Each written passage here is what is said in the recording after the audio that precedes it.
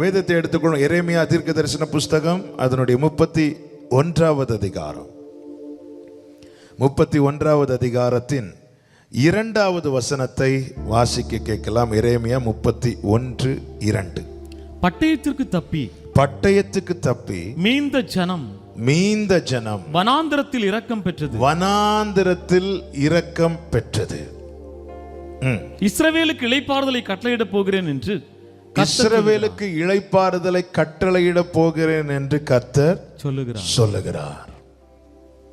கடந்த நாளிலே பேசும்படி ஆவியானவர் சிந்தையிலே வைத்த வார்த்தை, பட்டயத்துக்கு தப்பி மீந்த ஜனம் வனாந்திரத்தில் இரக்கம் பெற்றது.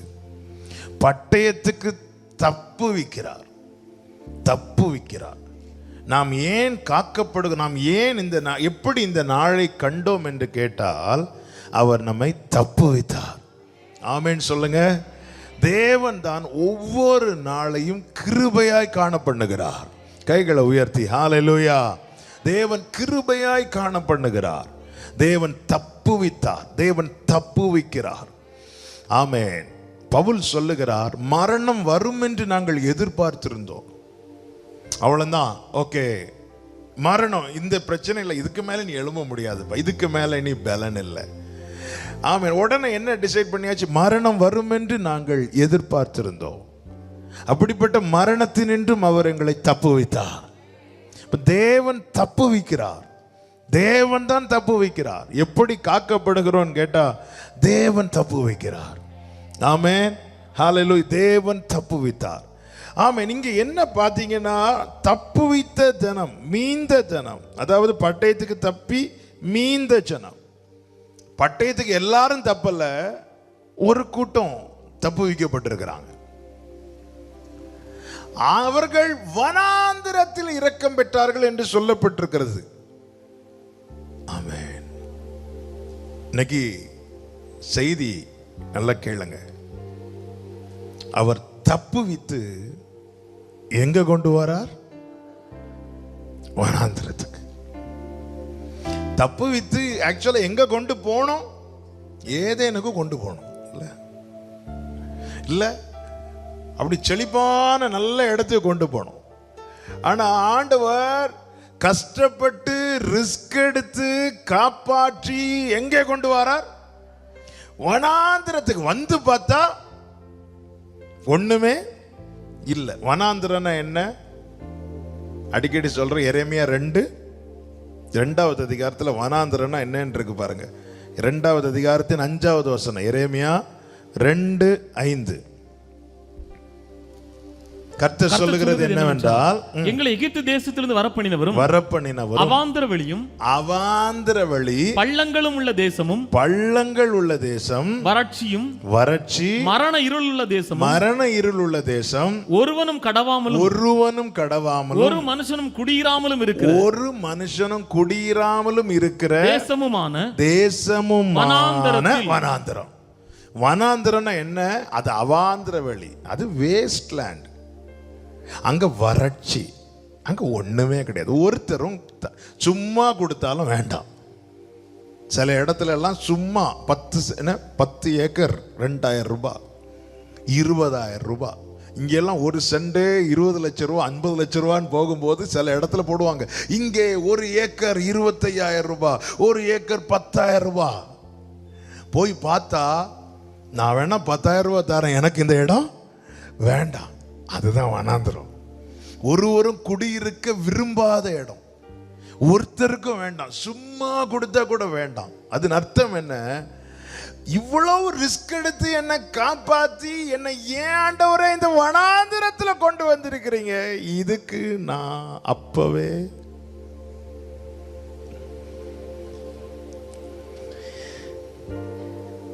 இந்த வனாந்திரத்துல கொண்டு வரவா எங்களை காப்பாற்றினீங்க ஆண்டவரே? இதுக்கு நீங்க காப்பாற்றாமலே இருந்திருக்கலாமே ஆண்டவரே, இதுக்கு நான் அப்பவே செத்து இருக்கலாமே ஆண்டவரே என்கிற கேள்வியோட யாராவது இதை கேட்டுக்கொண்டிருப்பீர்களே, ஆனால் உங்களோடு தான் கர்த்தர் இந்த நாளிலே பேசுகிறார்.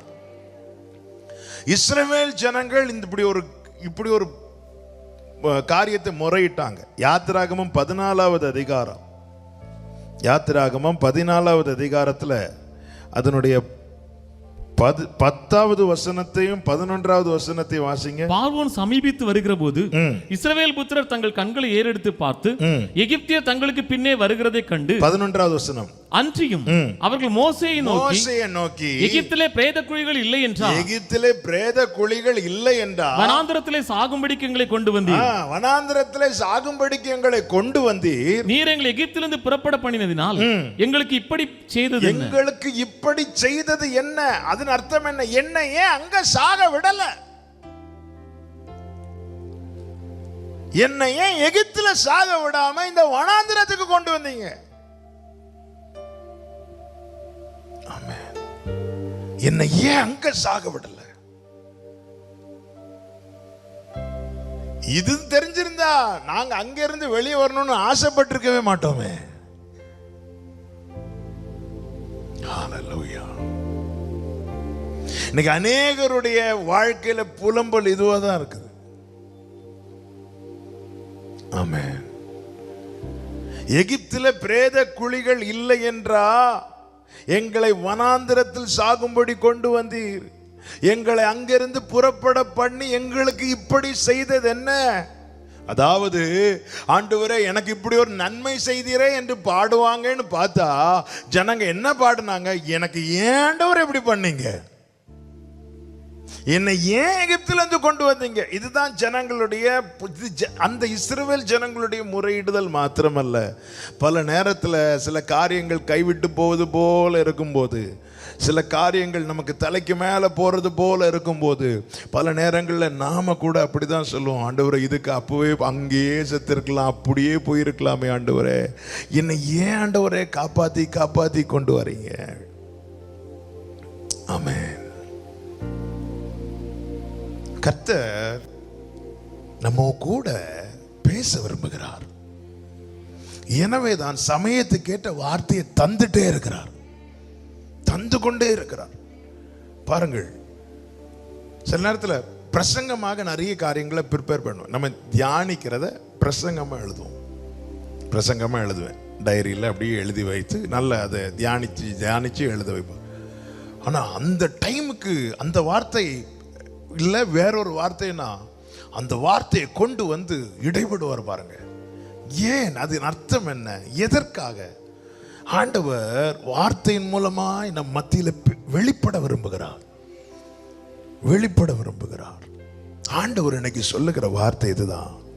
உன்னை நான் அவ்வளவு கஷ்டப்பட்டு, உன்னை நான் ரிஸ்க் எடுத்து காப்பாற்றி வனாந்திரத்துக்கு கொண்டு வந்தது எதற்கு தெரியுமா? என் இரக்கத்தை உனக்கு காட்டுறதுக்காக. ஹல்லேலூயா. வனாந்திரத்துக்கு தப்பி பட்டயத்துக்கு தப்பி மீந்த ஜனம் வனாந்திரத்தில் இரக்கம் பெற்றது. அதன் அர்த்தம் என்ன? ஆண்டவரே என்னை நீங்க காப்பாத்தி இருக்கிறீங்க, என்னை நீங்க காப்பாத்தி இருக்கிறீங்க. இன்னைக்கு நான் இருக்கிற வனாந்திரம் அல்ல ஆண்டவரே, என் மேல நீங்க இரக்கம் வைக்க போறீங்க. ஆமென். இருக்கிற வனாந்திரத்தை பாராது, உனக்கு கீழே இருக்கிற வனாந்திரத்தை பாராது, உனக்கு மேலே வைக்கப்பட்ட தேவ இரக்கத்தை பார். நம்ம ஃபுல்லாவே சிச்சுவேஷனே பார்த்துட்டு இருக்கிறோம், சூழ்நிலையே பார்த்துட்டு கீழே இருக்கிறது தான் பார்த்துட்டே இருக்கிறோம். நமக்கு மேலே என்ன இருக்குன்னு பார்க்க மாட்டேங்கிறோம். கிருபையாய் காத்தாரே, உன் பக்கத்தில் 1000 உன் வலதுபுறத்தில் 10,000 விழுந்த போதும் 10,000 நடுவில் இருந்து உன்னை மட்டும் கிருபையாய் காத்தது உன்னை வனாந்திரத்தில் அம்போன்னு விட்டுட்டு போவதற்கல்லப்பா. உன் மேல தேவன் தம்முடைய இரக்கத்தை வைத்திருக்கிறார், உன் மேல் தேவன் தம்முடைய இரக்கத்தை வைத்திருக்கிறார். ஆமென் சொல்லுங்க பார்க்கலாம். பட்டயத்துக்கு தப்பி மீந்த ஜன வனாந்திரத்தில். அப்படி என்றால் இந்த நாட்களில் என் வாழ்க்கை இப்படிப்பட்ட ஒரு வனாந்திரமா இருக்கிறதே என்ற கண்ணீரோடு இருக்கிறவங்க, நீங்க கொஞ்சம் கடந்து வந்த பாதையை திரும்பி பாருங்க. ஏதோ ஒரு பட்டயத்துக்கு உங்களை தேவன் தப்பு வைத்திருக்கிறார், ஏதோ ஒரு பட்டயத்துக்கு தேவன் உங்களை தப்பு வைத்திருக்கிறார். ஆண்டவராகிய இயேசு கிறிஸ்து ஆமென் தன்னுடைய வாழ்க்கை, அதாவது ஊழியத்தை ஆரம்பிக்கும் அவருடைய ஆரம்பம் 40 நாள் வனாந்திரம். இந்த வனாந்திரத்துக்கு வருவதற்கு முன்னமே அவர் மனுஷகுமாரனை வெளிப்பட்ட போது நடந்தது என்ன? ஏரோதின் பட்டயத்துக்கு அவர் தப்புவிக்கப்பட்டார். நான் சொல்ற வார்த்தை எத்தனை பேருக்கு புரிகிறது? ஏரோதின் பட்டயத்துக்கு தப்புவிக்கப்பட்டவர் வனாந்திரத்தில் சஞ்சரிக்கிறார். சவுலின் பட்டயத்துக்கு தப்புவிக்கப்பட்ட தாவீது வனாந்திரத்தில் சஞ்சரிக்கிறார். அப்படி என்றால் என் வாழ்க்கையில இப்படி ஒரு வனாந்திரம் வருகிறது, இப்படி வருதேன்னு பார்க்கிறதுக்கு முன்னாடி நாம் கடந்து வந்த பாதையை திரும்பி பார்க்கணும். அப்படி திரும்பி பார்த்தா தெரியும், ஏதோ ஒரு பட்டயத்துக்கு தேவன் நம்மை தப்புவித்திருக்கிறார். பலவீனம் என்கிற பட்டயம், விபத்து என்கிற பட்டயம், வியாதி என்கிற பட்டயம், போராட்டம் என்கிற பட்டயம், நெருக்கம் என்கிற பட்டயம், எரிச்சல் என்கிற பட்டயம், ஏதோ ஒரு பட்டயத்துக்கு தேவன் நம்மை தப்புவித்திருக்கிறார். அவன் தேவன் பட்டயத்துக்கு தப்புவித்திருக்கிறார், இன்று வனாந்திரத்துக்கு கொண்டு வந்திருக்கிறார். இந்த ரெண்டு காரியம் உண்மைனா எனக்கு தேவன் இரக்கம் பாராட்டுவதும் உண்மை. ஹல்லேலூயா, ஆமென். இன்னைக்கு கிருபையை காப்பாத்திட்டாரு. அடுத்து என்ன? அடுத்து எப்படி வாழணும்னு தெரியல. ஆண்டவர் கிருபையா கொண்டு வந்துட்டார். இந்த மானிட்டர் கொஞ்சம், அவன் கிருபையாய் தேவன் கொண்டு வந்து விட்டார். இனி வாட் இஸ் நெக்ஸ்ட்? அது தெரியல, அது தெரியல, போதும், அது தெரியல. நல்ல கவனமா கேளுங்க. இந்த ரெண்டு காரியத்தை அப்படியே பார்த்துட்டு வாங்க. பட்டயத்துக்கு தப்புவிக்கிறார், வனாந்திரத்தில் கொண்டு வருகிறார். ஆண்டவர் சொல்றார், இரக்கம் பெற்றது, இரக்கம் பெற்றது. இரக்கத்தை தருவேன்லாம் சொல்லி இரக்கம் அப்படின்னு என்ன அர்த்தம்? இந்த ரெண்டு காரியத்தை உன் வாழ்க்கையில பார்த்துட்டியா, மூணாவது நீ இரக்கத்தை பார்க்க போற. ஆமென் சொல்லுங்க பார்க்கலாம். இரக்கத்தை பார்க்க போற. வேதத்திலிருந்து ஒரு சில காரியங்களை நான் முன்வைத்து சொல்லி நான் புரியும்படியாக நல்ல கவனமா கேளுங்க. எப்பவுமே ஆண்டவர் இன்னைக்கு என் வாழ்க்கை இப்படி இருக்கு அப்படின்னு பார்க்கறதுக்கு முன்னாடி என் வாழ்க்கையில் ஏதாவது பட்டயம் வந்துச்சா? எஸ், ஹல்லேலூயா. பட்டயம் வந்துச்சா? ஆமா. இல்ல, மரண கண்ணிகள் வந்துச்சு. மரணத்துக்கும் எனக்கும் ஒரு அடி தூரம் மாத்திரம் தாவீது சொல்லுகிறான். எனவேதான் அவன் வனாந்திரத்திலே துதித்தான். வனாந்திரத்திலே புலம்பவில்லை, வனாந்திரங்களை துதித்தான். ஏன்? அவன் பட்டயத்துக்கு தப்புவிக்கப்பட்டவன். நாம் பல நேரங்களிலே வனாந்திரத்தை மட்டும்தான் பார்க்கிறோமே தவிர பட்டயத்துக்கு தப்புவிக்கப்பட்டதை பார்க்கல. அவருக்கு தெரியாதாங்க வனாந்திரத்தில் ஒன்றும் இல்லைன்னு? அவருக்கு தெரியாத வனாந்திரத்தில் ஒன்றும் இல்லை என்று? இயேசு கிறிஸ்து வனாந்திரத்திலே இருந்தபோது அவரை சூழ ஜனங்கள் இருக்கிறாங்க. சீஷர்கள் வந்து சொல்றாங்க, இங்கே ஒன்றும் இல்லை, இவங்களை அனுப்பி விடுங்க. இவங்களை ஆண்டவர் சொன்னா அவங்களை உட்கார வைன்றார். ஹல்லேலூயா. இந்த வெறுமனே நமக்கு அந்த சம்பவம் தெரிஞ்சதுனால தெரியுது. சம்பவம் தெரியலைன்னா நம்ம என்ன சொல்லியிருப்போம்? என்னாண்டவர் சீஷர்களே அனுப்பி விடுங்கன்னு சொல்றாங்க, நீங்க வேற வனாந்திரத்தில். இவன் அப்படி விடக்கூடாது, இவனை கொஞ்சம் வனாந்திரத்தில் உட்கார வை. ஆண்டவர் 3 நாள் இருந்துட்டாங்க. ஆண்டவர் பாவம், ஆண்டவர் அவங்களுக்கு கொடுக்க ஒன்றும் இல்லை, அனுப்பி விட்டுருங்க ஆண்டவர். அதுன்னு அர்த்தம் என்ன? இந்த வனாந்திரத்திலிருந்து அவங்கள கொஞ்சம் வெளியே வெளியே போக விட்டுருங்க ஆண்டவர். வனாந்திரத்திலிருந்து வெளியே போக விட்டுருங்க ஆண்டவர். ஆண்டவர் சொன்னார வெளியே போக விட மாட்டேன், அவங்கள உட்கார வைட்டார். பல நேரத்தில் நம்முடைய ஜெபம் இந்த சீஷர்கள் சொல்றது போலதான் இருக்கு. இந்த வனாந்திரத்திலிருந்து என்ன வெளியே விட்டுருங்க. ஆண்டவர் சொன்ன, நான் எப்படி விடுவேன்? நீ என்கிட்ட எல்லாம் வந்திருக்கிற, உட்காரு. ஹல்லேலூயா. நீ வனாந்திரத்தில் வரல, நீ கால்நடையாய் நடந்து என்கிட்ட வந்திருக்கிற. ஹல்லேலூயா. நீ வனாந்திரத்தை பார்த்து வந்தேன்னா உன்னை நான் அனுப்பி விட்டுருவேன். நீ என்ன பார்த்து வந்ததில்ல, நான் வனாந்திரத்தை தான் அனுப்பி விடுவேனே தவிர உன்னை அனுப்பி விட மாட்டேன். ஆமென் சொல்லுங்க பார்க்கலாம்.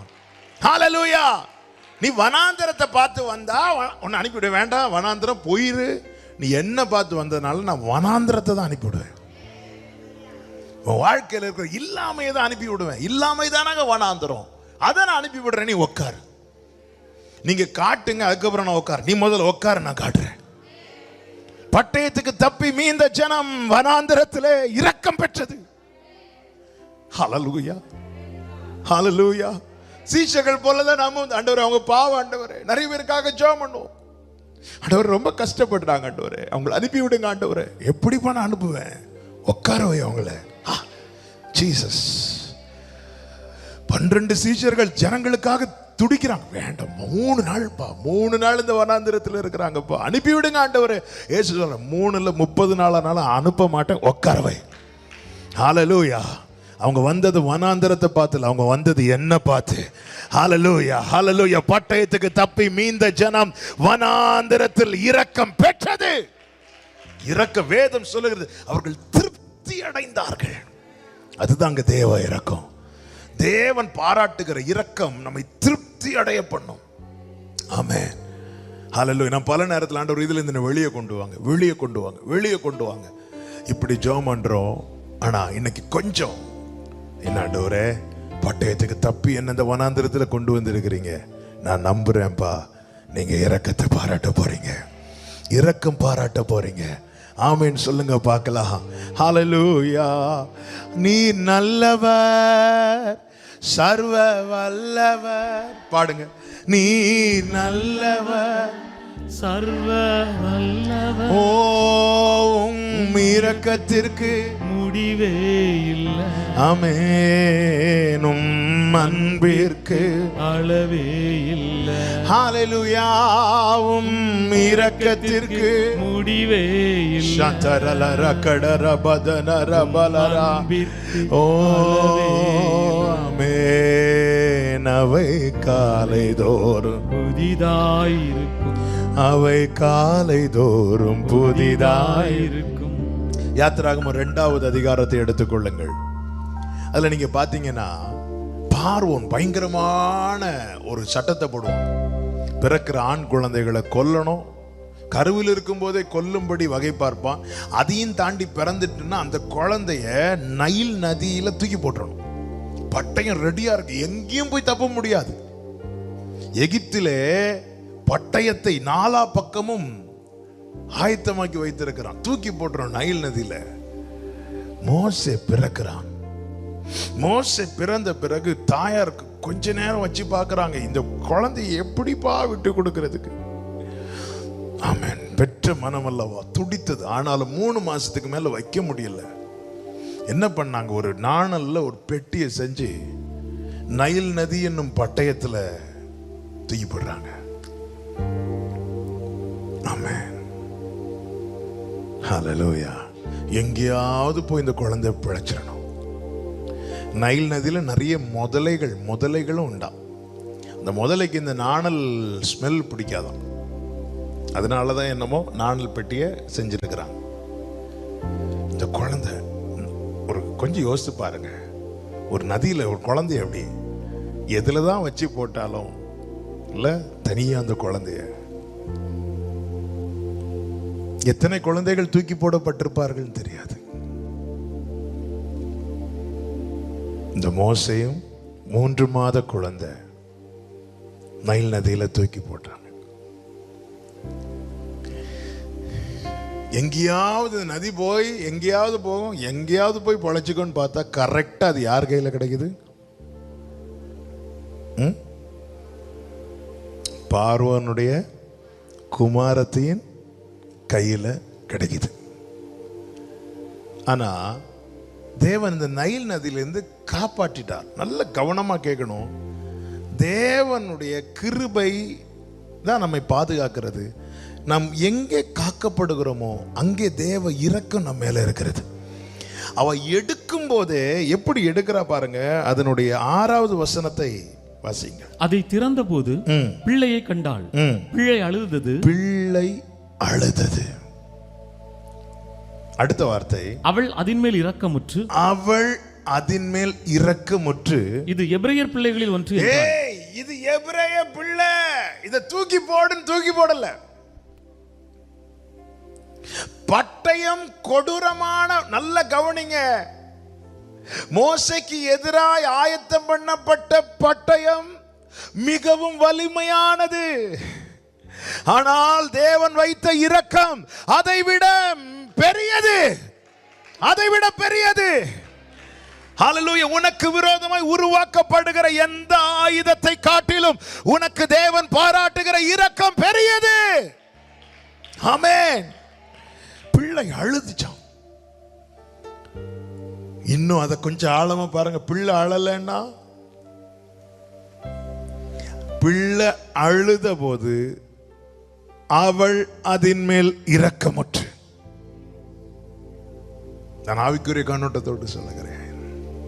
வனாந்திரத்துல சிரிக்க முடியுமா, அழ முடியுமா? அழதான் முடியும்.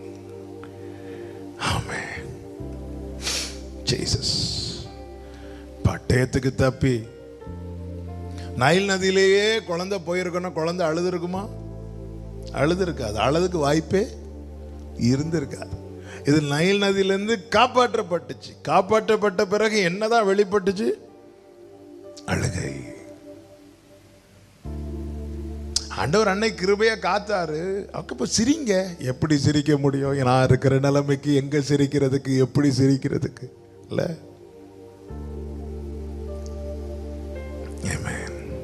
பிள்ளை அழுத போது இரக்கம் வெளிப்படுது. இரக்கம் வெளிப்படுது. எல்லாம் தெரியுது. இது எபிரேய குழந்தைகளில் ஒன்று என்றார். ஆமென்.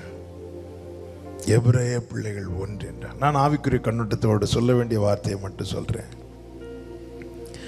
வாழவே விடக்கூடாதுன்னு நினைச்ச இடத்துல தான் இவனை வாழவே விடக்கூடாது, இவனை எக்காரணம் கொண்டு வாழ விடக்கூடாதுன்னு எந்த இடத்துல நினைச்சாங்களோ அதே இடத்துல தான் மோசே கர்த்தர் வளர விட்டார்.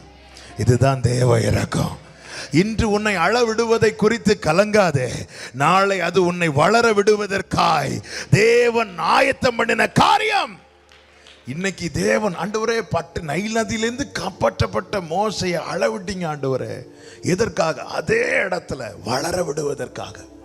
வாக்கிலும் செய்கையிலும் வல்லவனானான் என்று அப்போஸ்தலர் 7வது அதிகாரத்தில் பார்க்கிறோம். ஆமென். எந்த இடத்துல இவன் வாழவே கூடாது, அந்த பிள்ளைங்க வாழவே கூடாது, வாழவே கூடாதுன்னு நினைச்ச இடத்துல தான் கர்த்தர் வளர விடுகிறார். ஹல்லேலூயா. சங்கீதக்காரன் தாவீது அதைதான் சொல்லுகிறார். 41வது சங்கீதம் அதனுடைய 5வது வசனம். 41வது சங்கீதத்தின் 5வது வசனம். அவன் எப்பொழுது சாவான்? அவன் எப்பொழுது சாவான்? அவன் பேர் எப்பொழுது அழியும்? அவன் பேர் எப்பொழுது அழியும் என்று என் சத்துருக்கள் எனக்கு விரோதமாய் சொல்லுகிறார்கள். அவன் பேர், அவன் எப்போ சாவான், அவன் பேர் எப்பொழுது. அடுத்த வசனத்தை வாசிங்க. ஒருவன் என்னை பார்க்க வந்தான், வஞ்சனையாய் பேசுகிறான். அவன் தன் இருதயத்தில் அக்கிரமத்தை சேகரித்துக் கொண்டு தெருவிலே போய் அதை தூற்றுகிறான். என் பகைஞர் எல்லாரும் என் மேல் ஏகமாய் முணுமுணுத்து எனக்கு விரோதமாய் இருந்து எனக்கு பொல்லாங்கு நினைத்து தீரா வியாதி அவனை பிடித்து கொண்டது. படுக்கையில் கிடக்கிற அவன் இனி எழுந்திருப்பதில்லை. என்னெல்லாம் பேசுவாங்கல்ல, அவன் எப்போ இனி அவ்வளவுதான், இனி அவன் வாழ்க்கை போச்சு. ஆமென். சிலர் பாருங்க ரொம்ப நெருக்கத்தில் இருப்பாங்க, ஆனால் ஆண்டவரை நம்பி இருப்பாங்க. அவங்க இருக்கிற நெருக்கத்தை பார்த்து மற்றவர்கள் சொல்லுவாங்க, இவங்க இனி இப்படி போய் தற்கொலை தான் பண்ண போறாங்க, இனி என்ன பண்ண போறாங்க, இனி அவன் எழுந்திருப்பதில்லை. அவன் எப்போ சாவான், அவன் பேர் எப்போ அழியும். இந்த சூழ்நிலையின் நடுவில் தான் தேவ இரக்கம் பெற்றவன் வளருகிறான்.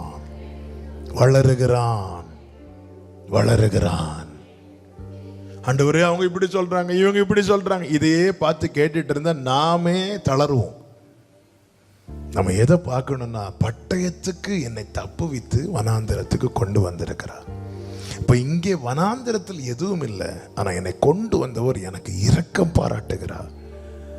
அவன் எப்போ சாவான், அவன் பேர் எப்பொழுது அழியும், இப்படி சொல்லுகிறவர்கள் நடுவில் தான் கர்த்தர் மோசேயை வளர விட்டார், கர்த்தர் தாவீதை வளர விட்டார். எத்தனை பேர் இந்த பகல் வேளையில நம்புறீங்க, தேவ இரக்கம் இந்த வனாந்திரத்தில் என்னை வளர பண்ணும்? கைகளை உயர்த்தி ஆமென் சொல்லுங்க பார்க்கலாம். தேவ இரக்கம். எல்லாரும் வலது கரத்தை உயர்த்தி, இதை யார் எங்கிருந்து கவனித்து கொண்டிருந்தாலும் சரி, உங்கள் வலது கரத்தை உயர்த்தி நான் சொல்றத அப்படியே சத்தமா ரிப்பீட் பண்ணி சொல்லுங்க. தேவ இரக்கம் வனாந்திரத்திலே என்னை வளர பண்ணும். தேவ இரக்கம் என்னை வளர பண்ணும். தேவ இரக்கம் நான் இருக்கிற இந்த சூழ்நிலையிலேயே என்னை வளர பண்ணும். ஹல்லேலூயா. ஆமென். எங்கே இந்த பிள்ளைய வாழவே பிஞ்சு குழந்தைகளை கொல்லணுங்கிற சட்டம் போடப்பட்ட அரண்மனைனா எவ்வளவு கொடூரமான மனதை உடையவர்களா இருந்திருப்பாங்க பாருங்க. சரிப்பா, குழந்தைங்க பாவம். அது நடுவில் அந்த தேவ இரக்கத்தை யார் மூலமாய் வெளிப்பட வைக்கிறார்னா பார்வோனுடைய குமாரத்தின் மூலமாய். இரக்கம் உள்ளவர் அவருங்க. இன்னைக்கு மனுஷன் இறங்குறானா அது மனுஷனா செய்யறதில்ல, தேவ இரக்கத்தின் வெளிப்பாடு அது. அல்லேலூயா. யூதர்களுக்கு அநேக நம்பிக்கைகள் உண்டு. அதுல ஒரு நம்பிக்கை என்ன தெரியுமா? ஆண்டவர்கிட்ட நிறைய காரியங்கள், நம்ம ஒவ்வொரு ஊர்லயும் அவங்கவுங்களுக்குன்னு நிறைய காரியங்கள் உண்டு. அதுல ஒரு காரியம் என்ன அப்படின்னா, ஆண்டவருக்கு 100 இரக்கங்கள் உண்டா. அதில் ஒன்றை மனிதர்களுக்குள்ளே வைத்திருக்கிறாராம். இன்னைக்கு ஒருத்தங்க விழுந்து கிடக்கதும் ஓடி போய் தூக்குறாங்கன்னாலும், அல்லது ஒருத்தங்க ஹெல்ப் பண்றது, இது எல்லாம் இப்படி ஒருத்தங்க இறங்கி செய்யற காரியம் பாருங்க. கடந்த நாள் ஒரு நியூஸ் பார்த்தேன். ஒருத்தர் தன்னுடைய காரையோ எதுவும் விற்று இலவசமாக ஆக்சிஜன் இல்லாதவங்களுக்கு கொடுத்துட்டு இருக்கார். இதெல்லாம் இரக்கத்தின் வெளிப்பாடு. இந்த இரக்கம் என்பது தேவன் மனுஷனுக்குள்ளே வைத்த அந்த ஒன்று. இதே போல 100 அவர்கிட்ட இருக்கான். இப்படி அவங்க சொல்றாங்க. நான் எதற்கு இதை சொல்றேன் அப்படின்னா, அவருக்கு இரக்கம் 100 அல்ல, அவருடைய இரக்கம் அனாதியா இருக்கிறது. நம்ம சுருக்கவே முடியாது. அப்போ இன்னைக்கு மனுஷங்கிட்ட ஒரு இரக்கம் வெளிப்படுதுன்னா அது தேவன் வைத்தது. ஆமென் சொல்லுங்க பார்க்கலாம். அப்ப பார்வோன் குமாரத்தி இறங்குறா அப்படின்னா அவளா இறங்கல, அவளை இறங்க வைத்தார். ஹல்லேலூயா. சத்துருக்களுக்கு முன்பதாக பந்தியை ஆயத்தப்படுத்துகிறவர் கர்த்தர். வனாந்தரத்தை மாற்றவில்லை, சூழ்நிலையை மாற்றவில்லை. உடனே பார்வோனை அடிக்கல, பார்வோன் அப்படி எதுவுமே செய்யல ஆண்டவர். நம்ம பல நேரத்தில் இந்த வனாந்தரத்தை மாற்றுறதுக்கு பிளான் பண்ணிட்டு இருக்கிறோம். அவர் சட்டமும் மாறல, அப்படியே தான் இருக்கு, அப்படியே தான் இருக்கு. மோசே 40 வயசு, மோசே வளர மட்டும் எதையும் ஆண்டவர் கை வைக்கவே இல்லை. மாறாக அது நடுவில் மோசே வளர விட்டுட்டே இருக்கிறார். ஆண்டவரை ஏற்றுக்கொண்டு பட்டயத்துக்கு தப்பி 5 வருஷம் இருக்கலாம், 10 வருஷம் இருக்கலாம், 5 மாசம் இருக்கலாம், 3 மாசம் இருக்கலாம். திரும்பி பார்த்தா எதுவுமே மாறல, வனாந்திரமாகவே இருக்கு. ஆனா ஒண்ணு சொல்ல முடியும், தேவ இரக்கம் நம்மை வளர பண்ணி கொண்டிருக்கிறது. ஆமே. ஏதாவது மாறுச்சா? 5 வருஷம் ஜெபம் பண்ணி ஏதாவது மாறுச்சா? 3 வருஷம் ஜெபம் பண்ணி ஏதாவது மாறுச்சா? ஒண்ணும் மாறல. ஆனா ஒண்ணே ஒண்ணு கிடைச்சிட்டே இருக்கு, தேவ இரக்கம். பார்வோன் மாறல, சூழ்நிலை மாறல, எதுவும் மாறல. ஆனா தேவ இரக்கம் கிடைத்தபடியினாலே அந்த குழந்தை வளர்ந்தது, அந்த பிள்ளை வளர்ந்தது, வாக்கிலும் செய்கையிலும் வல்லவனானா. வனாந்திரத்தில் வளர பண்ணுவார். எங்கே இவன் வாழவே கூடாதுன்னு நினைச்சாங்களோ அங்கதான் தேவன் வளர பண்ணுகிறார். ஆமென். இந்த நைல் நதியில தூக்கி போட்ட குழந்தைய எங்க வேணாலும் இந்த நதி இழுத்துட்டு போயிருக்கலாமே, ஏன் கரெக்டா அங்கதான் கொண்டு வந்து விட்டது? எங்கே உன்னை வாழ தகுதியற்றவன் நினைக்கிறாங்களோ அங்கதான், அங்கேயே வச்சிருக்கிறாரா திரும்ப ஆண்டவரை. ஒன்று என்ன மாத்துங்க, இல்லைன்னா அவங்கள மாத்துங்க. சிலருடைய புலம்பல் என்ன, டெய்லி எனக்கு இவங்க பேசுறத கேட்க முடியாது. ஒன்று என்ன இங்கிருந்து கொண்டு போங்க, இல்லைன்னா அவங்கள இங்கிருந்து கொண்டு போங்க. எதையுமே செய்ய மாட்டார். மோசைய சின்ன வயசுலேயே கொண்டு போயிருக்கலாமே, ஆண்டவருக்கு வளர விட்டு தான் கொண்டு போனார். தேவன் எல்லாவற்றையும் ஏற்கனவே நிர்ணயித்து விட்டார். அப்போ இது நடுவில் ஆண்டவர், இந்த வார்த்தைகள் நடுவில் நான் எப்படி வாழ முடியும்? அங்கேதான் தேவ இரக்கம். மோசே வளருகிறான்.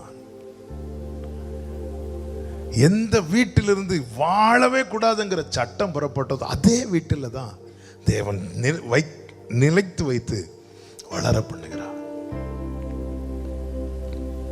ஆமென், ஆமென். அதுல ஒரு ஆச்சரியமான காரியம் என்ன தெரியுமா? மோசேக்கு தாயே வைத்து பால் கொடுக்க வைத்தார். நான் இது சொன்னதுனால ஒரு பலனுக்காக இது சொல்றேன், இந்த ஒரு வார்த்தையை. இப்போ பார்வோன் குமாரத்தி கையில அந்த குழந்தை எடுத்தாச்சு. குழந்தை மேல இரக்கம், இரக்கத்தின் வெளிப்பாடு. அந்த குழந்தைய வளர்க்கணும், அந்த குழந்தைய வளர்க்கணும். தெரியும், சட்டம் தெரியும், எல்லாம் தெரியும். இன்னும் ஏன் அவ குடும்பத்திலிருந்து தான் போடப்பட்ட சட்டம். ஆனால் அந்த இரக்கம் அந்த பார்வோன் குமாரத்திக்குள்ளிருந்து வெளிப்பட்ட அந்த இரக்கம் அவளுக்குள்ள என்ன வைக்க தெரியுமா? இவ்வளவு இந்த பிள்ளை வளர்க்கணும், இந்த பிள்ளையை வளர்க்கணும், இந்த பிள்ளையை வளர்க்கணும். இதுதாங்க தேவ இரக்கம். தேவ இரக்கம். ஒரு தேவனை அறியாத ஒரு பார்வோன் குமாரத்தியே தன் கையில எடுத்து அந்த பிள்ளையை வளர்க்கணும்னு நினைக்கும் போது, இரத்தத்தால் மீட்கப்பட்ட என் ஆண்டவராக இயேசு கிறிஸ்து தம்முடைய இரக்கத்தினால் உன்னை வளர பண்ண மாட்டாரோ? உன்னை வாழ வைக்க மாட்டாரோ? ஆமென். ஒரு பார்வோன் குமாரத்தி வளர்க்கணும்டா. நீ நல்ல கவனிங்க, பிள்ளையை வளர்க்கணும், பிள்ளையை வளர்க்கணும். அப்போ நேர இது எபிரேய குழந்தைனால ஒரு எபிரேய ஸ்திரீ பால் கொடுத்தா நல்லா இருக்கும்னு சொல்லும்போது, மோசையினுடைய சகோதரி மிரியாம் உஷாரா போய் யார்கிட்ட கூட்டிட்டு வருவாங்க? மோசைக்கு அம்மாவே கூட்டிட்டு வருவாங்க. அப்ப பார்வோனுடைய குமாரத்தி சொல்ற வார்த்தையை கேளுங்க.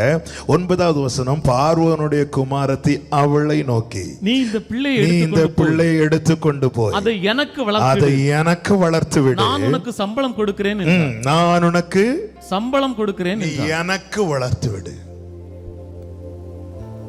எனக்கு வளர்த்து விடு. யாருக்கு?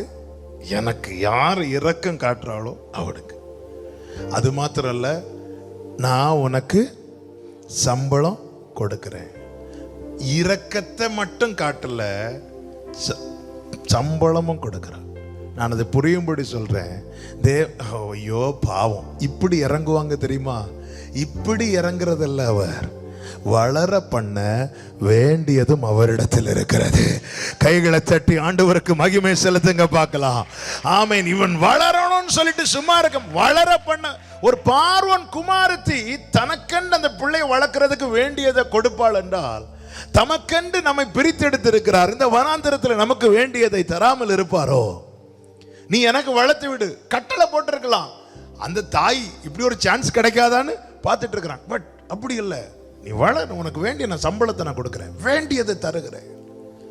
என் மேல் எனக்கு வேண்டியது என் தகப்பனுடைய கையில் இருக்கிறது. எனக்கு வேண்டியது வேலைக்காரருடைய கண்கள் தங்கள் எஜமானுடைய கரத்தை நோக்கி இருக்கும். வேலைக்காரின் கண்கள் தங்கள் எஜமாட்டின் கையை நோக்கி இருக்கும். ஆமென். நான் இதை பெற்றோருக்கு ஒரு வார்த்தை சொல்லுகிறேன். பார்வோன் குமாரத்தி தான் கையில் எடுத்த பிள்ளையை மோசையின் தாயினிடத்தில் கொடுத்து, இதை எனக்கு வளர்த்து விடு, உனக்கு வேண்டிய சம்பளத்தை நான் தருகிறேன். பிள்ளைகள் யாரால் வரும் சுதந்திரம்? கர்த்தர் தந்தது. கர்த்தர் தந்ததை கர்த்தருக்கென்று தான் வளர்க்கணும். கர்த்தருக்கென்று வளர்த்து பாருங்க, உங்களுக்கு வேண்டியதை அவர் தருவார். நீ எப்படியாவது வளர்த்துருல, எனக்கென்று வளர்த்து விடு, எனக்கென்று வளர்த்து விடு, உனக்கு வேண்டிய சம்பளத்தை நான் தரேன். கர்த்தர் தந்ததை கர்த்தருக்கென்று வளர்த்து பாருங்க, சம்பளம் அங்கிருந்து வரும், தேவை அங்கிருந்து சந்திக்கப்படும். எல்லா வீட்லயும் பார்வோன் வீட்டுல இருந்து சம்பளம் போச்சா? இல்ல, இந்த வீட்டுக்கு போச்சு. ஏன்? அங்க வளர்ற பிள்ளை அவளுக்கென்று வளர்க்கப்பட்ட பிள்ளை. கர்த்தருக்கென்று வளர்த்து பாருங்க. நாம் நமக்கென்று தான் வளர்க்கிறோம். அதனாலதான் நாம ரொம்ப கஷ்டப்பட வேண்டி இருக்கு. கர்த்தருக்கென்று ஆரம்பத்திலிருந்து கர்த்தருக்கென்று வளர்த்து பாருங்கள். கர்த்தருக்கென்று பிரதிஷ்டை பண்ணு, கர்த்தருக்கென்று அர்ப்பணித்து வளர்த்து பாருங்கள். சம்பளம் அங்கிருந்து வரும். இயேசுவின் நாமத்தில் சொல்லுகிறேன். ஆமென். ஆமென். வர மாட்டேங்குது. ஹல்லேலூயா. கர்த்தருடைய சுதந்திரம் தான் பிள்ளைங்க. கர்த்தரால் வரும் சுதந்திரம். எங்கே வாழவே விடக்கூடாது நினைச்சாங்களோ அங்கே வளர விட்டார். தேவ இரக்கம் நம்மை வளர பண்ணும். ஹல்லேலூயா. இரண்டாவதாக 1 ராஜாக்களின் புஸ்தகம் 19வது அதிகாரம் 4வது வசனம் 14வது வசனத்தை வாசிக்க கேட்கலாம். 1 ராஜாக்கள் 19 4வது வசனம் 14வது வசனம். அவன் வனாந்தரத்தில் ஒரு நாள் பிரயாணம் போய் ஒரு சூறைச்செடியின் கீழ் உட்கார்ந்து தான் சாக வேண்டும் என்று கோரி, போதும் கர்த்தாவே, போதும் கர்த்தாவே, என் ஆத்துமாவை எடுத்துக்கொள்ளும், என் ஆத்துமாவை எடுத்துக்கொள்ளும், நான் என் பிதாக்களை பார்க்கிறவன் போதும் நல்லவன் என்று ஆண்டவரே, சொல்லி, என்னை எடுத்துக்கொள்ளும் ஆண்டவரே, போதும் ஆண்டவரே. வனாந்திரத்தை கொஞ்சம், வனாந்திரம் என்பது நம்முடைய வாழ்க்கை மேல ஒரு வெறுப்பை கொண்டு வரக்கூடியது. போதும் ஆண்டவரே. ஆமென். சில சொல்லுவாங்க தெரியுமா, இந்த ஒரு காரியம் மட்டும் செட்டில் ஆகி, என் பிள்ளைங்க லைஃப் மட்டும் செட்டில் ஆயிட்டுன்னா போயிடலாம். அப்படி சொல்றவங்க போகவே மாட்டாங்க. அது வேற. சரி, பிள்ளைங்க லைஃப் செட்டில் ஆயிட்டுல, போறீங்களா கேட்டு பாருங்க. வேணா நீ போ. சிலர் பாருங்க, இந்த ஒரு காரியத்தை மட்டும் பார்த்துட்டேன்னா பிரச்சனை இல்லை. போதும் ஆண்டவரே. நல்லா புரிஞ்சுக்கோங்க, தேவன் நம்மை வாழ வைத்திருப்பது 10ல் 1 11 இருப்பதற்கல்ல. நமக்கென்று நியமித்த ஓட்டத்தை என்னதான் ரட்சிக்கப்பட்டேன்னு சொன்னாலும், என்னதான் நான் ரட்சிக்கப்பட்டவன், நான் ஞான ஸ்நானம் எடுத்தவன், நான் அபிஷேகம் என்ன சொன்னாலும், நியமித்த ஓட்டத்தை ஓடி முடிக்காம நித்தியத்தை சுதந்திரிக்க முடியாது. எனவே வாழவே பிடிக்கல, எனக்கு வெறுப்பா இருக்கு, அப்படியெல்லாம் வாயிலிருந்து வரவே கூடாது. காலம் கர்த்தருடைய காலம். ஒவ்வொருத்தருக்கும் ஒவ்வொரு டைம் செட் பண்ணியிருப்பார். அதுக்குள்ள ஓடி முடிக்கணும். நியமித்த ஓட்டத்தை ஓடி முடிக்காமல் நித்தியத்தை சுதந்திரிக்க முடியாது. பவுல் என்ன சொல்ற, நல்ல போராட்டத்தை பவுல் சொல்லுவாரு, இந்த தேகத்தை விட்டு பிரிந்து அவரோடு போய் இருக்க எனக்கு ஆசை. ஆனா நான் இப்போ வாழ்றது உங்களுக்கு பிரயோஜனமா இருக்கும். ஏன்? எனக்கான ஓட்டத்தை நான் என்ன முடிக்கல. எல்லாம் ரட்சிக்கப்பட்டவங்களுக்கு ஆசை என்னங்க? அதாவது நமக்கு பரலோகம் கன்ஃபார்ம்ங்கிற நிச்சயம் இருந்தாலே அடுத்த செகண்ட் நம்ம என்னதான் ஏங்குவோம், எப்போ வருவீராண்டவர். ஏன் இப்ப நம்ம கேட்க மாட்டோம்னா நமக்கு தெரியும் இப்ப வந்தாலாம். ஏமே இயேசுவே சீக்கிரம் வாரோம். கை தூக்க வேண்டாம். கடந்த 5 நாட்கள் ஜெபங்களில் 5 நாள் நீங்க எடுத்த பர்சனல் பிரேயர்ல, அப்பா சீக்கிரம் வாங்கப்பா அப்படி சொன்னவர்கள் எத்தனை பேர்? கை தூக்க வேண்டாம்.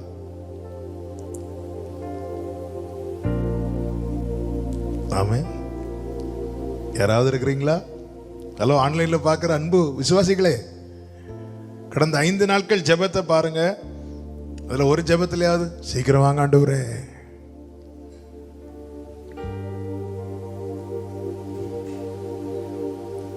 அன்னைக்கெல்லாம் பரிசுத்தவான்கள் எல்லா நாள் ஜெபமும் அதான், பாட்டும் அதான், பிரசங்கமும் அதான். ஆமென். எப்பவுமே ஓட்டத்தை ஓடிட்டே இருக்கணும். அந்த ஓட்டத்தை ஓடி முடிக்கிறது வரைக்கும் நமக்கு வாழ்ந்து வேஸ்ட் அப்படிங்கிற, இனி வாழ்ந்து பிரயோஜனம் இல்லை அப்படிங்கிற ஒரு நிலைமை வரும்போது, ஓடிக்கொண்டிருந்த எலியா நின்று விட்டான். ஓடிக்கொண்டிருந்த எலியா. முந்தின அதிகாரம் கடைசி வசனத்தை வாசிங்க. 1 ராஜாக்கள். கர்த்தருடைய கை எலியாவின் மேல் இருந்ததினால் அவன் தன் அறையை கட்டிக்கொண்டு இஸ்ரவேலுக்கு வருமட்டாக ஆகாபுக்கு முன் ஓடினான். அந்த 18 கடைசி எப்படி முடியுது? ஓடினான். ஓடிக்கொண்டிருந்தவன். 4வது வசனத்தை வாசிங்க. 19:4. அவன் வனாந்தரத்தில் ஒரு நாள் பிரயாணம் போய் ஒரு சூறைச்செடியின் கீழ் உட்கார்ந்து ஓடிக்கொண்டிருந்தவன் உட்கார்ந்துட்டான். வாழ்க்கையில வனாந்தரம் சோர்வை கொண்டு வரும். வனாந்தரம் தளர்ந்துரும். ஓடிக்கொண்டிருந்தவன் உட்கார்ந்துட்டான். ஹல்லேலூயா. என்ன வேகமா சில சொல்லுவாங்க. எப்படி இருந்தவங்க தெரியுமா? ஒரு காலத்துல இவங்க எல்லாம் எப்படி இருந்தாங்க தெரியுமா? ஹல்லேலூயா. அவன் சொல்லுகிறான், நான் சாக வேண்டும். எல்லாரையும் கொன்னுட்டாங்க, நான் மாத்திரம் இருக்கிறேன். அந்த 14வது வசனத்தை வாசிங்க. அதற்கு அவன், சேனைகளின் தேவனாகிய கர்த்தருக்காக வெகு பக்தி வைராக்கியமாய் இருந்தேன். இஸ்ரவேல் புத்திரர் உமது உடன்படிக்கையை தள்ளிவிட்டார்கள். உம்முடைய பலிபீடங்களை இடித்து உம்முடைய தீர்க்கதரிசிகளை பட்டயத்தினால் கொன்று போட்டார்கள். நான் ஒருவன் மாத்திரம் மீதியாயிருக்கிறேன். பிராணனையும் வாங்க தேடுகிறார்கள். வாங்க தேடுகிறார்கள். என்ன போல இருந்த எல்லாரும் பட்டயத்துக்கு வீழ்ந்துட்டாங்க ஆண்டவரே. நான் தப்பிட்டேன், நான் மீதியா இருக்கிறேன். ஆனாலும் நாளைக்கு ஒருவேளை இந்த பட்டயம் வந்துருமோன்னு பயமா இருக்கு. அதனால என்னை எடுத்துருங்க ஆண்டவரே, போதும் ஆண்டவரே. பட்டயத்துக்கு தப்பி மீந்த ஜனம் வனாந்திரத்தில் இரக்கம் பெற்றது. கர்த்தர் எலியாவை பார்த்து சொல்லுகிறார். ஆமென். 7வது வசனத்தை வாசியுங்கள். கர்த்தருடைய தூதன் திரும்ப 2ஆம் தரம் வந்து அவனை தட்டி எழுப்பி, எழுந்திருந்து போஜனம் பண்ணு, எழுந்திருந்து போஜனம் பண்ணு, நீ பண்ண வேண்டிய பிரயாணம் வெகு தூரம், பண்ண வேண்டிய பிரயாணம் வெகு தூரம் என்றார். நீ பண்ண வேண்டிய பிரயாணம் வெகு தூரம். ஆமென். 8வது வசனத்தை வாசிங்க. அப்பொழுது அவன் எழுந்திருந்து புசித்து குடித்து அந்த போஜனத்தின் பலத்தினால் 40 நாள் இரவு பகல் ஓரேப் என்னும் தேவனுடைய பர்வதம் மட்டும் நடந்து போனான். ஓகே, இங்க இருந்து அங்க வர நடந்து போறான். அந்த பட்டணத்தை ஆட்சி செய்கிறது யாரு? அந்த பட்டணத்தை ஆட்சி செய்கிறது யாரு? கரெக்டா தான் சொல்லுங்க. யேசபேல். வனாந்திரத்திலிருந்து சூறைச்செடியிலிருந்து கர்த்தருடைய பர்வதம் மட்டும் நடந்து போகிறானே, வழியில எங்கேயாவது அவனை தடுத்தாங்களா யாராவது? அந்த கவர்மெண்ட் இவனுக்கு அகைன்ஸ்டா இருக்குது. அவனே சொல்லுகிறான், நான் மாத்திரம் இருக்கிறேன், எனக்கு எங்கேயும் தலை காட்ட முடியாது, என் தலை வெளியே காட்டினாலே என்னை தூக்கிடுவாங்க, அதனால நீங்களே என்னை எடுத்துருங்க. ஆண்டு சொன்னார், நீ செல்ல வேண்டிய தூரம் வெகு தூரம், நீ கிளம்பிட்டார். அவன் போய் புறப்படுகிறான், கர்த்தருடைய பர்வதத்து மட்டும் வருகிறான், திரும்பி அங்கிருந்து இறங்கி வருகிறான். 19வது வசனத்தை வாசிங்க. அப்படியே அவன் அவ்விடம் விட்டு மீண்டும் கர்த்தருடைய பர்வதத்திலிருந்து புறப்பட்டு போய் 12 ஏர்பூட்டி உழுத சாப்பாத்தின் கர்த்தர் சொல்லுகிறார், நீ இப்படி போ அப்படி போன்னு சொல்லிட்டு அவனுக்கு நியமித்த பாதையை காட்டுகிறார். எல்லா இடத்துக்கும் அவனால போக முடிகிறது. ஆமென். இங்கே தேவன் பாராட்டுகிற இரக்கம் என்ன தெரியுமா? நல்ல கவனமா கேளுங்க. இதுக்கு முன்னாடி எலியா என்ன செய்து கொண்டிருந்தானோ அதையே செய்யும்படி தொடர பண்ணினார். திட்டங்கள், எதிரியின் திட்டங்கள் பெரிது. யேசபேல் சொல்ற வார்த்தையை கேளுங்க. 2வது வசனம். அப்பொழுது யேசபேல் எலியாவினிடத்தில் ஆள் அனுப்பி, அவர்களில் ஒவ்வொருவனுடைய பிராணனுக்கு செய்யப்பட்டது போல நான் நாளை இந்நேரத்திலே, நாளைக்கு இந்த நேரத்துக்கு, நேரத்தை குறிக்கிறா, எலியாவுக்கு நேரத்தை குறிக்கிறா. நாளைக்கு இந்த நேரத்துல உன் பிராணனுக்கு செய்யாதே போனார், பிராணனுக்கு செய்யாதே போனார், தேவர்கள் அவர் அதற்கு சரியாகவும் அதற்கு அதிகமாகவும் எனக்கு செய்ய கடவுள் என்று சொல்ல சொன்னாள். அவனுக்கு அது தெரிந்த போது யேசபேல் கோபத்தோட என்ன செய்கிறார்? எதிரான திட்டத்தை போடுகிற, திட்டத்துக்கான நேரத்தையும் குறிக்கிறார். நாளைக்கு இந்த நேரத்துல எலியாவை நான் தூக்கிடுவேன். சட்டங்கள் அவள் கையில் இருக்கிறது, எல்லாமே அவ கண்ட்ரோல்ல இருக்கு. இது யாருக்கு தெரிய வருது? எலியாவுக்கு தெரிய வருது. எலியாவுக்கு தெரிஞ்ச பாக்குறான், இப்போ டைம் பாக்குறான். ஓகே, இப்போ இந்த நேரம், நாளைக்கு இதே நேரத்துல என் கதை முடிஞ்சது. நேரா சூரியச்செடி கீழே போயிருந்து சொல்றான், ஆண்டவரே நாளைக்கு அவ தூக்குறதுக்கு பதில் இன்னைக்கு நீங்க தூக்கிருங்க ஆண்டவரே. இல்ல,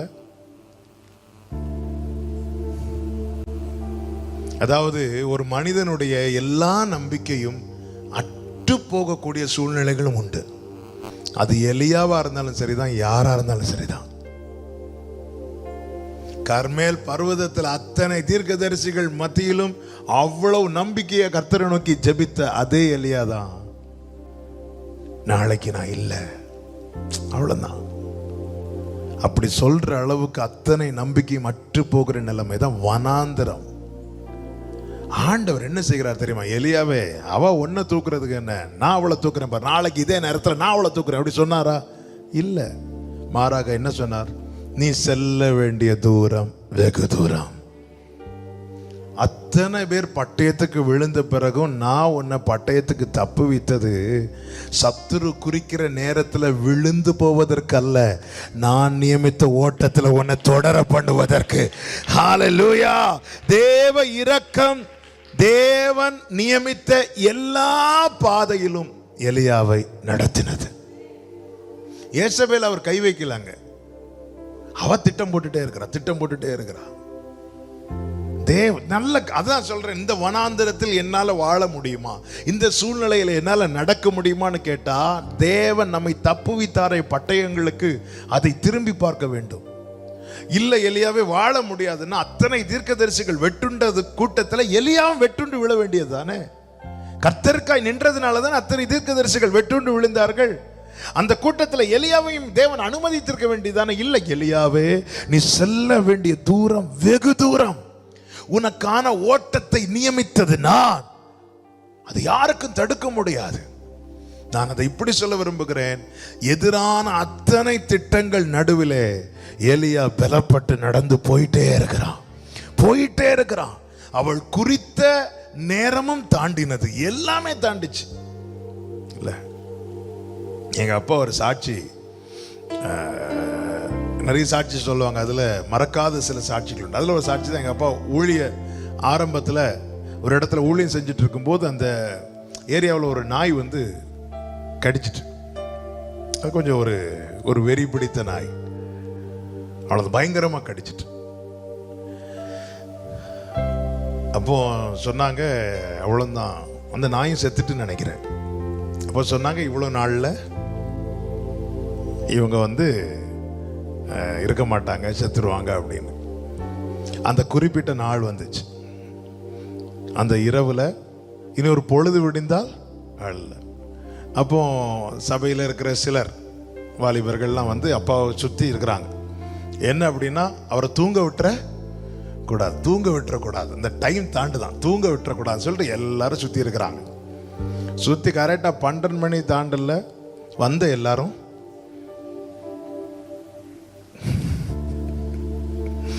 தூங்கி, எங்கள் அப்பாவும் ஸ்தோத்திரம் பண்ணிட்டு தூங்கியாச்சு.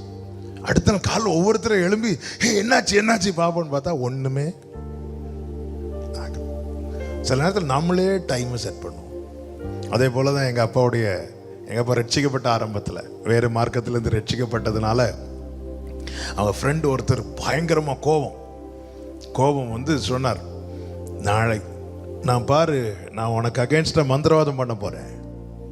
அதெல்லாம் ஒன்றும் இல்லை, சும்மா இரு, நான் மந்திரவாதம் பண்ணுவேன். 3வது நாள் இதே நேரத்தில் ஒரு டைமை குறிச்சு, 3rd டேலேருந்து 3வது நாள் இதே நேரத்தில் உனக்கு ஏதாவது ஆகலைன்னா என் பேரை மாற்றிக்கோ, என் வல்லமையும் உன் வல்லமையை பார்ப்பேன்னு சொல்லிட்டு போயிட்டாப்புல. அது ஆரம்பம் அல்லவா, அப்போ ஜெபம் பண்ணிட்டு விட்டாங்க. 3வது நாளும் ஆச்சு.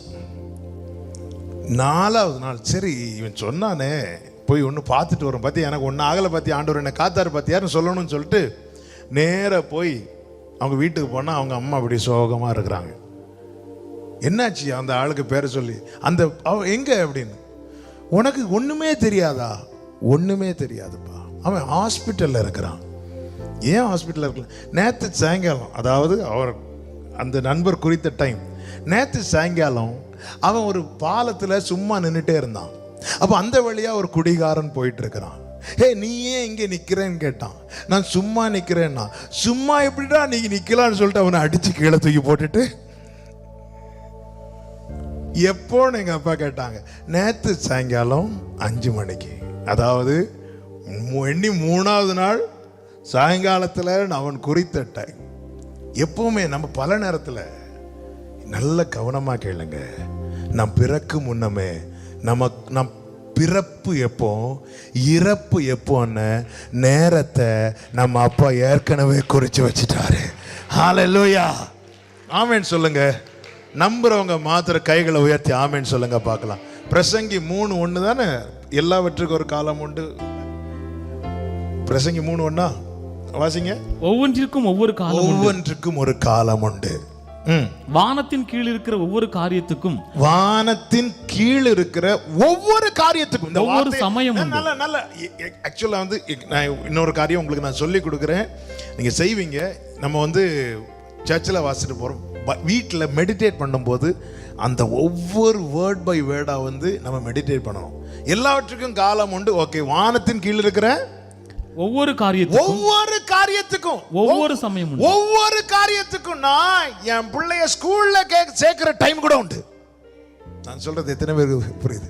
ஒவ்வொரு காரியத்துக்கும் ஒவ்வொரு சமயம் உண்டு. அடுத்த வார்த்தை, பிறக்க ஒரு காலம் உண்டு, பிறக்க ஒரு காலம் உண்டு, இறக்க ஒரு காலம் உண்டு, இறக்க ஒரு காலம் உண்டு, நட ஒரு காலம் உண்டு, நட்டதை பிடுங்க ஒரு காலம் நட ஒரு காலம் உண்டு. அதாவது ஒரு காரியத்தை துவங்குறதுக்கு, பிசினஸ் ஸ்டார்ட் பண்றதுக்கு ஒரு காலம் உண்டு, அதற்கான பலனை அனுபவிக்கிறதுக்கு ஒரு காலம் உண்டு. அடுத்து கொல்ல ஒரு காலம் உண்டு, கொல்ல ஒரு காலம் உண்டு, குணமாக்க ஒரு காலம் உண்டு, குணமாக்க ஒரு காலம் உண்டு, இடிக்க ஒரு காலம் உண்டு, கட்ட ஒரு காலம் உண்டு, கட்ட ஒரு காலம் உண்டு, அழ ஒரு காலம் உண்டு, அழ ஒரு காலம் உண்டு, நகைக்க ஒரு காலம் உண்டு, நகைக்க ஒரு காலம் உண்டு, புலம்ப ஒரு காலம் உண்டு, புலம்ப ஒரு காரணம் உண்டு, நடனம் பண்ண ஒரு காலம் உண்டு, காலம் உண்டு. கற்களை இப்படி எறிய ஒரு எல்லாம் காலம் சொல்லிவிட்டு எல்லாத்துக்கும் காலம் உண்டு, காலம் உண்டு, காலம் உண்டு, காலம் உண்டு, காலம் உண்டுன்னு சொல்லிட்டு 11வது வசனத்தை வாசிங்க. அவர் சகலத்தையும் அதினதின் காலத்திலே நேர்த்தியாக செய்திருக்கிறார். எல்லாத்துக்கும் காலம் உண்டு, எல்லாவற்றையும் அவர் நடத்துவார். ஒவ்வொரு காரியத்துக்கும் ஒவ்வொரு காலம் உண்டு, அதை அவர் செய்வார். நம்புறவங்க கைகளை உயர்த்தி ஆமென் சொல்லுங்க பார்க்கலாம். ஆண்டவரே, அவ இயேசபேல் நேரத்தை குறிக்கிற ஆண்டவரே, அவங்க பாரு நாளைக்கு இன்னும் ஒரே மாசத்துல உன் கதையை முடிக்கலன்னா அவ்வளவுதான், போச்சு, ஒரு மாசம் அவுட்டு. ஆமென். அதாவது பயத்திலேயே பாதி போயிடும், பயத்திலேயே பாதி போயிடும். ஒருத்தங்க போய் ஒரு டாக்டரை பார்க்க போனாங்களாம். பயங்கர ஃபேட். டாக்டர் உடம்பு இப்படி இருக்கு அப்படி இருக்கு. அவர் எல்லாம் செக் பண்ணிட்டு சொன்னாரா, சாரி சார், நீங்க 6 மாசத்துல செத்துருவீங்க அப்படின்னு. அவ்வளவுதான். இவருக்கு பயத்துல தூக்கமும் இல்லை, சாப்பாடும் இல்லை. எப்படிங்க சாப்பிட முடியும்? 6 மாசத்துல செத்துருவேன்னு சொல்லிட்டு கரெக்டா 6 மாசம் அப்படியே ஓட்டி ஓட்டி அந்த நாள் வந்து தாண்டி ஐயோ முடிஞ்சதுன்னு சொல்லிட்டு 6 மாசம் கழிச்சு அடுத்த நாள் அவர் சொன்ன டேட்டு தாண்டி உயிரோடு இருக்கிறத பார்த்து டாக்டர் போய் பார்த்தாராம். டாக்டர் பார்த்த ஆள் எப்படி இருக்காரு தெரியுமா? டாக்டர் கை கொடுத்து சொன்னார், இனி நீங்க சாக மாட்டீங்க. ஏன் டாக்டர் அப்படி சொல்றீங்க? வேற என்ன சொன்னாலும் நீங்க ஒன்றும் செய்ய மாட்டீங்க, உங்களுக்குள்ள ஒரு பயம் வந்துட்டுனாலே நீங்க பாதி ஆயிருவீங்கன்னு. இப்போ உங்களுக்கு பிரச்சனை இல்லை, நார்மல் ஆயிட்டு கிளம்புங்க. ஏன்னா ஆளு சாப்பிடாம ஃபேட் எல்லாம் போய் பயத்திலேயே நம்ம தூங்கவே மாட்டோம். பயத்துல எலியாவுக்கு அந்த பயம் வந்துச்சு. அதான் சொன்னேன் அல்லவா, நம்பிக்கை அற்று போக பண்ணுகிற சூழ்நிலைகளும் உண்டு. ஓடிக்கொண்டிருந்தவன் உட்கார்ந்துட்டானா பாத்துக்கோங்க. அந்த அதாவது நல்லா புரிஞ்சுக்கோங்க. நல்லா ஜெபம் பண்ணிட்டு இருப்பாங்க, திடீர்னு அவங்களால ஜெபிக்கவே முடியாது. ரீசன் என்ன தெரியுமா? அவங்களுக்குள்ள இருந்த கொஞ்சம் நம்பிக்கை போயிட்டு. ஜெபிக்கிற நேரத்துல இருந்து உட்கார்ந்து இப்படி பார்த்துட்டே இருப்பாங்க. நான் இங்கே சொல்லல, வீட்டுல உங்க பர்சனல் பிரேயர்ல நீங்க நோட் பண்ணிக்கோங்க.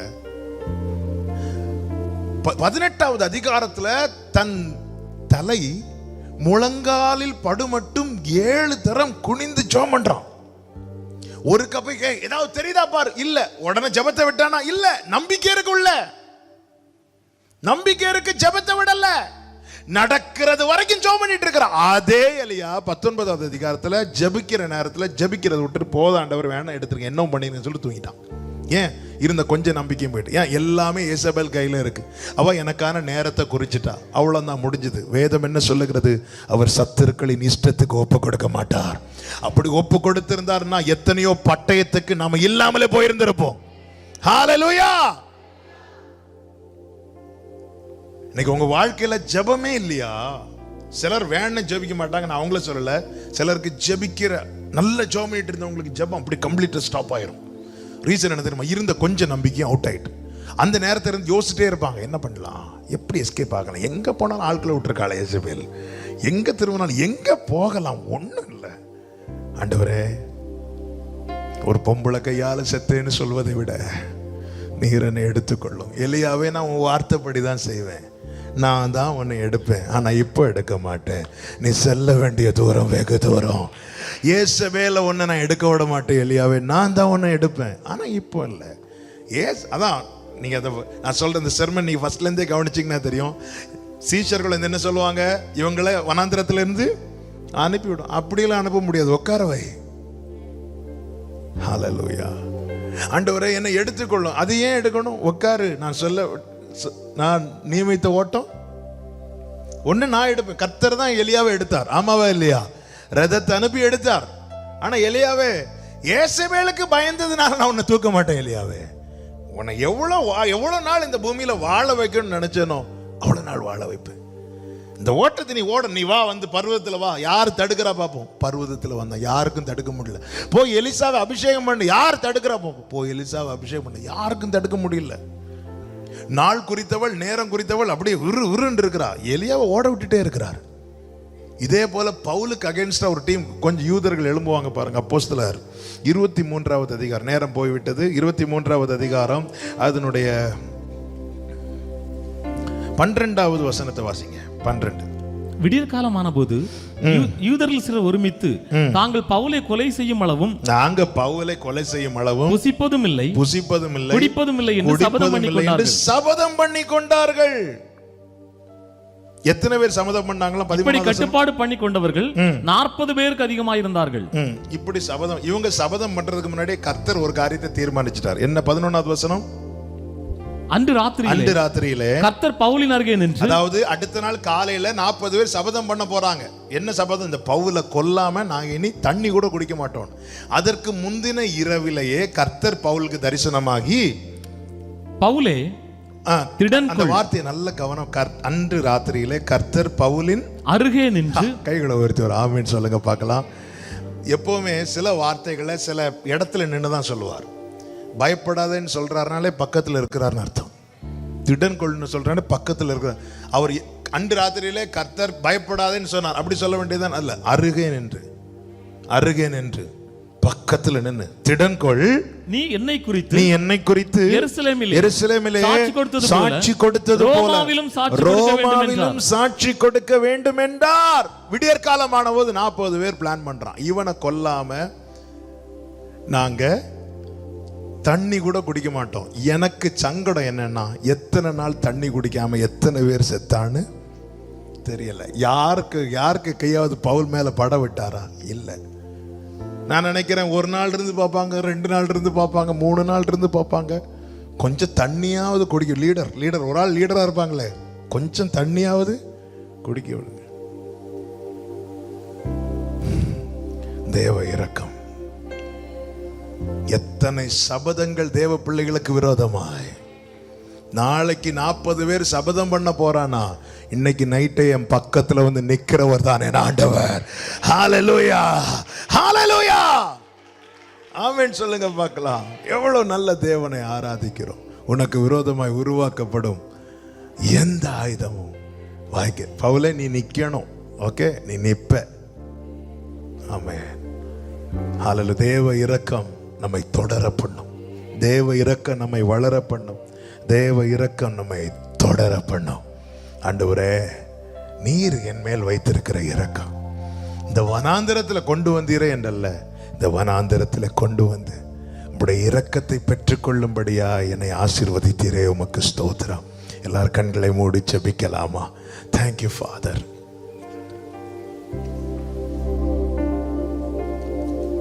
ஒரு 2 நிமிஷம் முழங்கால் போட முடிஞ்சா முழங்கால் படிட்டு. நீ நல்லவர், சர்வ வல்லவர். நீ நல்லவர், சர்வ வல்லவர். உம் இரக்கத்திற்கு உம் அன்பிற்கு அளவே இல்லை, முடிவே இல்லை. உம் அன்பிற்கு அளவே. எனக்கு கேட்கிற அன்பு சகோதரா சகோதரி, இருக்கிற சூழ்நிலை வனாந்திரம் போல இருக்கலாம். ஆனா கடந்து வந்த பாதையை திரும்பி பாருங்க. பட்டயத்துக்கு உன்னை தப்பு வைத்திருக்கிறார். பட்டயத்துக்கு உன்னை தப்பு வைத்திருக்கிறார். அப்படி என்றால் இந்த வனாந்திரத்தில் என்ன கிடைக்கும்? தேவ இரக்கம் கிடைக்கும். அந்த தேவ இரக்கம் உன்னை வாழ வைக்கும், உன்னை வளர வைக்கும், உன்னை தொடர பண்ணும். உன்னை வாழ வைக்கும், உன்னை வளர பண்ணும், உன்னை தொடர பண்ணும். அப்படியே கண்களை மூடி ஒரு 2 நிமிஷம் நீங்க ஜெபம் பண்ணுங்க. நம்ம முடிக்க போறோம். ஆண்டவர்கிட்ட பேசுங்க. உங்க சூழ்நிலை, நீங்கள் இருக்கிற வனாந்திரம் என்ன என்பது உங்களுக்கு நல்லா தெரியும். ஆண்டவரே, எத்தனையோ பேர் வாரிக்கொண்டு போன இந்த பட்டயம் என்ன நீங்க விடலாண்டுவரே. 40 பேர் சபதம் எடுத்தது பவுலுக்கு தெரியாது, ஆனா கர்த்தருக்கு தெரியும். அதனாலதான் முந்தின நாள் நைட்டே வந்து பக்கத்துல நின்ட்டார். இனி யார் வரா பார்க்கலாம். உன் பக்கத்துல நிற்கிறார். உனக்கு விரோதமா ஒரு கூட்டம் எழுப்புதுன்னா புரிஞ்சுக்கோ, அவர் பக்கத்துல வந்துட்டார் அர்த்தம். பக்கத்துல வந்துருவார். ஹல்லேலூயா. ராக்கா பாப்பா. அப்பா நீங்க இருக்கிறீங்கப்பா. நான் என் வாழ்க்கை இல்லைன்னு நினைச்சிட்டேன்ப்பா. நான் வாழ்ந்தே பிரயோஜனம் இல்லைன்னு நினைச்சேன்ப்பா. ஆனா உங்க இரக்கம் என்ன வாழ வைக்கும், உங்க இரக்கம் என்ன வளர வைக்கும், உங்க இரக்கம் என்ன தொடர வைக்கும், உங்க இரக்கம் என்ன வாழ வைக்கும், உங்க இரக்கம் என்னை வளர பண்ணும், உங்களுடைய இரக்கம் என்ன தொடர பண்ணும். சத்துரு நேரத்தை குறித்த போது கர்த்தர் ஏசபேலுக்கு நேரத்தை குறிச்சிட்டார். எலியா நீ வாழ்வ, ஏசபேல யெகூவை வச்சு நான் முடிப்பேன்னு சொல்லிட்டார். ஆண்டவரே 40 பேர் சபதம் இருக்கிறாங்க ஆண்டவரே. நீங்க நிறைய பேர் சபதம் எடுக்கிறாங்கல்ல தேவ பிள்ளைகளுக்கு விரோதமா. அவங்களுக்கு தெரியாது உலகத்தில் இருப்பவனிலோ அவருடையவர்களோடு இருக்கிறவர், நம்மோடு இருக்கிறவர் பெரியவர்.